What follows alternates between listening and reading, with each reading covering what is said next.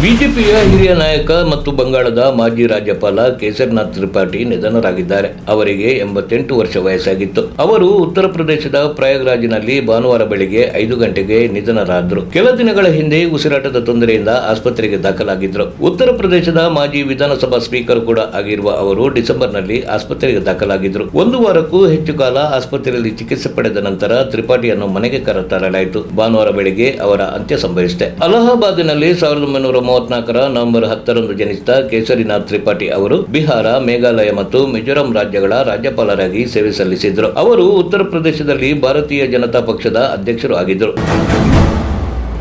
ಜಮ್ಮು ಮತ್ತು ಕಾಶ್ಮೀರದ ಪೂಂಚ್ ಜಿಲ್ಲೆಯ ಗಡಿ ನಿಯಂತ್ರಣ ರೇಖೆ ಬಳಿ 2 ಭಯೋತ್ಪಾದಕರನ್ನು ಸೇನೆ ಹೊಡೆದುರುಳಿಸಿದೆ ಎಂದು ಅಧಿಕಾರಿಗಳು ತಿಳಿಸಿದ್ದಾರೆ. ಶನಿವಾರ ಸಂಜೆ ಜಿಲ್ಲೆಯ ಬಾಲಾಕೋಟ್ ಸೆಕ್ಟರ್ನಲ್ಲಿ ಭಯೋತ್ಪಾದಕರನ್ನು ಹತ್ಯೆ ಮಾಡಲಾಗಿದೆ. ಗ್ರಾಮದಲ್ಲಿ ಅನುಮಾನಾಸ್ಪದ ಚಟುವಟಿಕೆಯನ್ನು ಗಮನಿಸಿದ ಸೇನಾ ಸಿಬ್ಬಂದಿ ಗುಂಡಿನ ದಾಳಿ ನಡೆಸಿದ್ದಾರೆ ಎಂದು ಅಧಿಕಾರಿಗಳು ತಿಳಿಸಿದ್ದಾರೆ. ಇಂದು ಬೆಳಿಗ್ಗೆ ಸೇನೆ ಶೋಧ ಆರಂಭಿಸಿದಾಗ ಉಗ್ರರ ಮೃತದೇಹಗಳು ಪತ್ತೆಯಾಗಿವೆ. ಕೇರಳದ ಕೊಲ್ಲಂನ ಕರುನಾಗಪಲ್ಲಿಯಲ್ಲಿ ಪೊಲೀಸರು ಭಾರೀ ಮಾದಕ ದ್ರವ್ಯ ಬೇಟೆ ನಡೆಸಿದ್ದಾರೆ. 2 ಲಾರಿಗಳಲ್ಲಿ 1,27,410 ಪ್ಯಾಕ್ ನಿಷೇಧಿತ ತಂಬಾಕು ಉತ್ಪನ್ನಗಳನ್ನು ವಶಪಡಿಸಿಕೊಳ್ಳಲಾಗಿದೆ. 80 ಲಕ್ಷ ಮೌಲ್ಯದ ಮಾದಕ ವಸ್ತುಗಳನ್ನು ಕೂಡ ವಶಪಡಿಸಿಕೊಳ್ಳಲಾಗಿದೆ. ಈರುಳ್ಳಿ ತುಂಬಿದ ಲಾರಿಯಲ್ಲಿ ನಿಷೇಧಿತ ತಂಬಾಕು ಉತ್ಪನ್ನಗಳನ್ನು ಅಕ್ರಮವಾಗಿ ಸಾಗಿಸಲಾಗುತ್ತಿತ್ತು. ಕರಿನಾಗಪಲ್ಲಿ ಎಸಿಪಿಗೆ ದೊರೆತ ರಹಸ್ಯ ಮಾಹಿತಿ ಮೇರೆಗೆ ನಡೆಸಿದ ಮಿಂಚಿನ ದಾಳಿಯಲ್ಲಿ ಈ ಪ್ರಮಾಣದ ತಂಬಾಕು ಉತ್ಪನ್ನಗಳನ್ನು ವಶಪಡಿಸಿಕೊಳ್ಳಲಾಗಿದೆ. ಘಟನೆಗೆ ಸಂಬಂಧಿಸಿದಂತೆ ವೆಂಗಾರ ಮೂಲದ ತೌಫಿಕ್ ಎಂಬಾತನನ್ನು ಪೊಲೀಸರು ವಶಕ್ಕೆ ಪಡೆದಿದ್ದಾರೆ. ವಾಹನದಲ್ಲಿದ್ದ ಇನ್ನಿಬ್ಬರು ಪರಾರಿಯಾಗಿದ್ದಾರೆ. ರಾಜ್ಯಾದ್ಯಂತ ಡ್ರಗ್ಸ್ ಪ್ರಕರಣಗಳ ಸಂಖ್ಯೆ ಹೆಚ್ಚುತ್ತಿದೆ. ನಿನ್ನೆ ಪಾಲಕ್ಕಾಡ್ ಜಂಕ್ಷನ್ನಲ್ಲಿರುವ ರೈಲು ನಿಲ್ದಾಣದಲ್ಲಿ ಮಿಂಚಿನ ತಪಾಸಣೆ ನಡೆಸಲಾಗಿದ್ದು 12 ಕೆಜಿಗೂ ಹೆಚ್ಚು ಗಾಂಜಾ ಪತ್ತೆಯಾಗಿದೆ. ಜನವರಿ 26ರಿಂದ 400 ಶಾಲೆಗಳಲ್ಲಿ ಹೊಸ ಶಿಕ್ಷಣ ನೀತಿ ಜಾರಿಗೆ ತರಲು ಇಲಾಖೆ ನಿರ್ಧರಿಸಿದೆ ಮತ್ತು ಅಗತ್ಯವಿರುವ ಪಠ್ಯಕ್ರಮವನ್ನು ಸಿದ್ಧಪಡಿಸಲಾಗಿದೆ ಎಂದು ಪ್ರಾಥಮಿಕ ಮತ್ತು ಪ್ರೌಢ ಶಿಕ್ಷಣ ಸಚಿವ ಬಿಸಿ ನಾಗೇಶ್ ಹೇಳಿದ್ದಾರೆ. ಈ ಕುರಿತು ಸುದ್ದಿಗಾರರೊಂದಿಗೆ ಮಾತನಾಡಿದ ಅವರು, ಎನ್ಇಪಿ ಚಟುವಟಿಕೆ ಆಧಾರಿತ ಶಿಕ್ಷಣವಾಗಿದೆ ಮತ್ತು ಪಠ್ಯಕ್ರಮ ಕೇಂದ್ರಿತವಲ್ಲ. ಹೊಸ ಪಠ್ಯಕ್ರಮದ ಪ್ರಕಾರ ಶಿಕ್ಷಕರಿಗೆ ತರಬೇತಿ ನೀಡಲಾಗುವುದು ಎಂದು ಅವರು ಹೇಳಿದರು. ಇನ್ನು ರಾಜ್ಯದಲ್ಲಿ 2,500 ಪ್ರೌಢಶಾಲಾ ಶಿಕ್ಷಕರನ್ನು ನೇಮಿಸಿಕೊಳ್ಳಲು ಸರ್ಕಾರ ಅಧಿಸೂಚನೆ ಹೊರಡಿಸಲಿದೆ. ಎಸ್ಸಿ ಮತ್ತು ಎಸ್ಟಿಗಳಿಗೆ ನಿಗದಿಪಡಿಸಿದ ಹೊಸ ಮೀಸಲಾತಿಯ ಶೇಕಡಾವಾರು ಪ್ರಕಾರ ಶಿಕ್ಷಕರ ನೇಮಕಾತಿ ನಡೆಯಲಿದೆ ಎಂದು ತಿಳಿಸಿದ್ದಾರೆ. ಬೆಳಗಾವಿ ಶ್ರೀರಾಮ ಸೇನೆ ಜಿಲ್ಲಾಧ್ಯಕ್ಷನ ಮೇಲೆ 2 ಅಪರಿಚಿತರು ಗುಂಡಿನ ದಾಳಿ ನಡೆಸಿರುವ ಘಟನೆ ಬೆಳಗಾವಿ ತಾಲೂಕಿನ ಹಿಂಡಲಗ ಗ್ರಾಮದ ಬಳಿ ನಿನ್ನೆ ನಡೆದಿತ್ತು. ಘಟನೆಯಲ್ಲಿ ಶ್ರೀರಾಮ ಸೇನೆ ಜಿಲ್ಲಾಧ್ಯಕ್ಷ ರವಿ ಕೋಕಿತಕರ್, ಕಾರು ಚಾಲಕ ಮನೋಜ್ ದೇಸೂರಕರ್ ಗಾಯಗೊಂಡಿದ್ದು ಕೂಡಲೇ ಆಸ್ಪತ್ರೆಗೆ ದಾಖಲಿಸಲಾಯಿತು. ರವಿ ಕೋಕಿತಕರ್ ಅವರು ಕಾರ್ನಲ್ಲಿ ಬೆಳಗಾವಿಯಿಂದ ಹಿಂಡಲಗ ಗ್ರಾಮಕ್ಕೆ ತೆರಳುತ್ತಿದ್ದ ವೇಳೆ ಹಿಂಡಲಗ ಗ್ರಾಮದ ಬಳಿ ರೋಡ್ ಹಂಪ್ನಲ್ಲಿ ಕಾರು ನಿಧಾನವಾಗಿದೆ. ಈ ವೇಳೆ ಅಪರಿಚಿತರು ಫೈರಿಂಗ್ ಮಾಡಿದ್ರು. ಇದರಿಂದ ಗುಂಡು ರವಿ ಗದ್ದಕ್ಕೆ ತಗುಲಿ ಬಳಿಕ ಚಾಲಕನ ಕೈಗೆ ತಗುಲಿತ್ತು. ಗುಂಡಿನ ದಾಳಿ ಪ್ರಕರಣ ಸಂಬಂಧ ಆರೋಪಿಗಳ ಬಂಧನಕ್ಕೆ ಪೊಲೀಸರ ವಿಶೇಷ ತಂಡ ರಚಿಸಲಾಗಿದೆ. 4 ಪ್ರತ್ಯೇಕ ತಂಡ ರಚನೆ ಮಾಡಿ ಆರೋಪಿಗಳ ಬಂಧನಕ್ಕೆ ಬಲೆ ಬೀಸಲಾಗಿದೆ. ಅದರಂತೆ ಆಸ್ಪತ್ರೆಗೆ ಭೇಟಿ ನೀಡಿದ ಶ್ರೀರಾಮ ಸೇನೆ ಸಂಸ್ಥಾಪಕ ಮುತಾಲಿಕ್ ಅವರು ಆರೋಗ್ಯ ವಿಚಾರಿಸಿದ್ದಾರೆ. 47 ವರ್ಷದ ಶಿಕ್ಷಕನೊಬ್ಬ 8ನೇ ತರಗತಿಯಲ್ಲಿ ವ್ಯಾಸಂಗ ಮಾಡುತ್ತಿರುವ ಅಪ್ರಾಪ್ತ ವಿದ್ಯಾರ್ಥಿನಿಗೆ ಪ್ರೇಮ ಪತ್ರ ಬರೆದಿದ್ದು ಆಕೆಯನ್ನು ಮದುವೆಯಾಗುವ ಆಸೆ ವ್ಯಕ್ತಪಡಿಸಿದ್ದಾನೆ. ಮಕ್ಕಳ ಜೀವನದಲ್ಲಿ ತಾಯಿ ಮತ್ತು ಶಿಕ್ಷಕ ಇಬ್ಬರದ್ದು ಬಹಳ ಮಹತ್ವದ ಪಾತ್ರವಿದೆ. ತಾಯಿ ಬದುಕು ಕೊಡುವವಳು ಆಗಿದ್ದರೆ ಶಿಕ್ಷಕ ಬದುಕನ್ನು ಕಲಿಸುವವನು. ಬರೀ ಜೀವನ ಇದ್ದರೆ ಸಾಕಿ, ಜೀವಕ್ಕೆ ಒಂದು ಅರ್ಥ ಬೇಡವೇ? ಆ ಜೀವಕ್ಕೆ ಅರ್ಥ ಕಲ್ಪಿಸಿಕೊಡುವವನೇ ಶಿಕ್ಷಕ.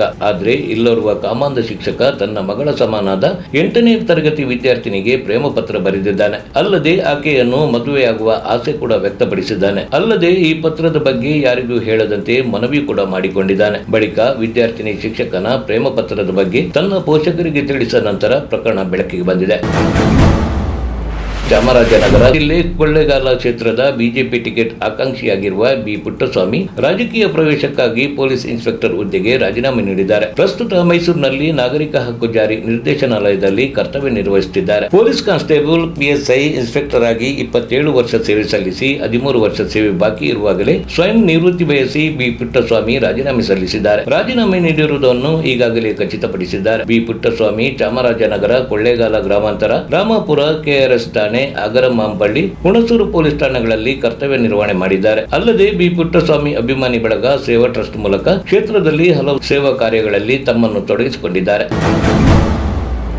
ಮನಸ್ಸಿದ್ದರೆ ಮಾರ್ಗವು ಉಂಟು ಎಂಬಂತೆ ಸಾಧಿಸುವ ಛಲವೊಂದಿದ್ದರೆ ಯಾವುದು ಸಾಧಿಸಬಹುದು ಎಂಬುದು ಮತ್ತೊಮ್ಮೆ ಸಾಬೀತಾಗಿದೆ. ಒಂದು ಸಮಯದಲ್ಲಿ ಅವರು 10ನೇ ತರಗತಿ ಬಳಿಕ ಶಿಕ್ಷಣಕ್ಕೆ ತೆರೆ ಎಳೆದು ಬೀಡಿ ಕಟ್ಟಲು ಆರಂಭಿಸಿದ್ರು. ಕೇರಳದಲ್ಲಿ ಶಾಲೆಯನ್ನು ಅರ್ಧಕ್ಕೆ ಬಿಟ್ಟು ಬೀಡಿ ಕಟ್ಟುತ್ತಿದ್ದ ಬಾಲಕನೊಬ್ಬ ಇದೀಗ ಅಮೆರಿಕದ ಟೆಕ್ಸಾಸ್ನ ಜಿಲ್ಲಾ ನ್ಯಾಯಾಧೀಶರಾಗಿದ್ದು, ಸುರೇಂದ್ರನ್ ಪಟೇಲ್ ಅವರು ನಯನಾರ್ ಸ್ಮಾರಕ ಸರ್ಕಾರಿ ಕಾಲೇಜಿಗೆ ಸೇರಿದರೂ ಕೆಲಸವನ್ನು ಮುಂದುವರಿಸಬೇಕಾಯಿತು. ಇದರಿಂದ ಹಾಜರಾತಿಗೆ ತೊಂದರೆಯಾಗಿ ಅವರನ್ನು ಪರೀಕ್ಷೆಗೆ ಕೂರಲು ಬಿಡಲಿಲ್ಲವಂತೆ. ಆದರೆ ಸುರೇಂದ್ರನ್ ಪಟೇಲ್ ಅವರು ವಕೀಲರಾಗಲು ಬಯಸಿದ್ದು ತನಗೆ ಒಂದೇ ಒಂದು ಅವಕಾಶ ನೀಡುವಂತೆ ಬೇಡಿಕೊಂಡಿದ್ರು. ಸುರೇಂದ್ರನ್ ಅವರು 1995ರಲ್ಲಿ ಕಾನೂನು ಪದವಿ ಪಡೆದು 96ರಲ್ಲಿ ಕೇರಳದ ಹೊಸದುರ್ಗದಲ್ಲಿ ಪ್ರಾಕ್ಟೀಸ್ ಮಾಡಲು ಶುರು ಮಾಡಿದ್ರು. ಕ್ರಮೇಣವಾಗಿ ಪ್ರಸಿದ್ಧ ವಕೀಲರಾದರು. ಸುಮಾರು 1 ದಶಕದ ನಂತರ ಅವರು ಸುಪ್ರೀಂ ಕೋರ್ಟ್ನಲ್ಲಿ ಪ್ರಾಕ್ಟೀಸ್ ಆರಂಭಿಸಿದ್ರು.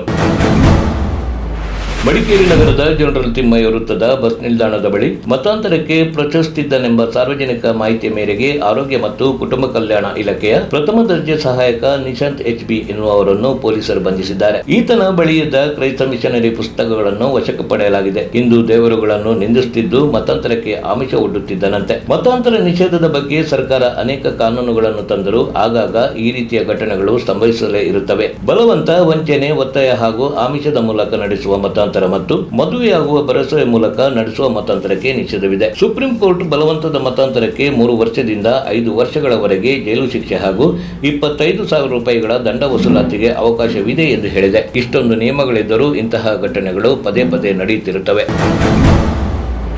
ವಿಶ್ವದ ಅತಿ ಉದ್ದದ ಜಲಮಾರ್ಗ ಪ್ರಯಾಣಕ್ಕೆ ಜನವರಿ 13ರಂದು ಪ್ರಧಾನಿ ನರೇಂದ್ರ ಮೋದಿ ಚಾಲನೆ ನೀಡಲಿದ್ದಾರೆ. ಗಂಗಾ ವಿಲಾಸ್ ಕ್ರೂಸ್ ಭಾರತದಲ್ಲಿ ಪ್ರವಾಸೋದ್ಯಮವನ್ನು ಉತ್ತೇಜಿಸಲು ಕೇಂದ್ರ ಸರ್ಕಾರವು ಹೊಸ ಜಲಮಾರ್ಗಗಳನ್ನು ನಿರ್ಮಿಸುತ್ತಿದೆ. ಅದರ ಭಾಗವಾಗಿ ಗಂಗಾ ವಿಲಾಸ್ ಕ್ರೂಸ್ನಲ್ಲಿ ವಿಶ್ವದ ಅತಿ ಉದ್ದದ ನದಿ ಪ್ರಯಾಣಕ್ಕೆ ಜನವರಿ 13ರಂದು ಪ್ರಧಾನಿ ನರೇಂದ್ರ ಮೋದಿ ಚಾಲನೆ ನೀಡಲಿದ್ದಾರೆ. ಗಂಗಾ ವಿಲಾಸ್ ಕ್ರೂಸ್ 50 ದಿನಗಳ ಪ್ರಯಾಣದಲ್ಲಿ ಭಾರತ ಮತ್ತು ಬಾಂಗ್ಲಾದೇಶದ 27 ನದಿಗಳ ಮೂಲಕ 3200 ಕಿಲೋಮೀಟರ್ ಪ್ರಯಾಣಿಸಲಿದೆ. ಗಂಗಾ ವಿಲಾಸ್ ಕ್ರೂಸ್ನಲ್ಲಿ ಪ್ರವಾಸಿಗರು ಅನೇಕ ಐಷಾರಾಮಿ ಸೌಲಭ್ಯಗಳನ್ನು ಆನಂದಿಸಲಿದ್ದಾರೆ. ವಿಹಾರದಲ್ಲಿ ಐಷಾರಾಮಿ ರೆಸ್ಟೋರೆಂಟ್, ಸ್ಪಾ, ಜಿಮ್ ಮತ್ತು ಸನ್ಡೆಕ್ ಸೌಲಭ್ಯಗಳು ಇವೆ. ರೆಸ್ಟೋರೆಂಟ್ ಕಾಂಟಿನೆಂಟಲ್ ಮತ್ತು ಭಾರತೀಯ ಪಾಕ ಪದ್ಧತಿಗಳನ್ನು ಒದಗಿಸುವ ಬಫೆ ಕೌಂಟರ್ ಅನ್ನು ಹೊಂದಿದೆ.